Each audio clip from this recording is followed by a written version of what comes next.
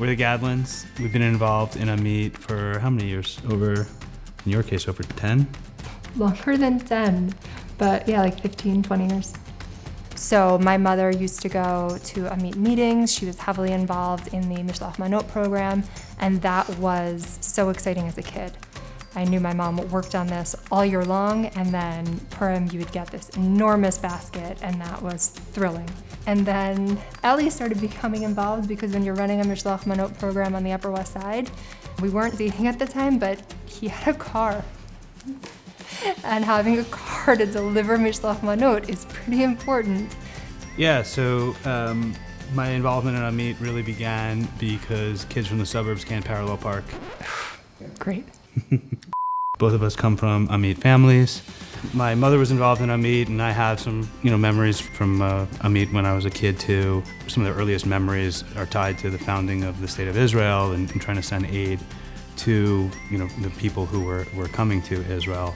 It's always been something that's important to my family and something I grew up with. I think that every time we meet another AMIT student, we're just more and more impressed by the graduates and their accomplishments and how happy they are to have been a part of this education network.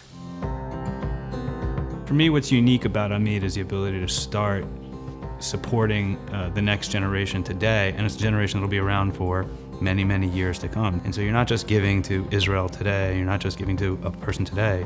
By giving them an educational opportunity, you change their entire lives and hopefully the lives of their children and grandchildren after them.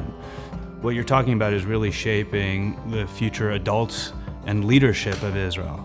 You can't take it for granted. It doesn't just happen. It happens because of the generations before us fighting for Jewish education, and hopefully it'll continue and be there for our kids and our grandkids because of what we do today.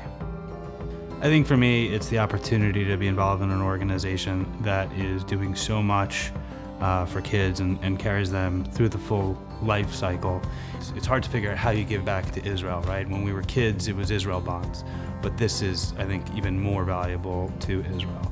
It's because AMIT does so much, a lot of the time people don't understand the scope of what they're doing, as well as the details of how they actually affect people. And when you talk about AMIT as an organization, it really hits all of the points of what's important to us as a family. Children and education and Israel. Children need that security. Children need to know that they have a family and a home to return to know that there are children out there who need that support and are not necessarily getting it from home.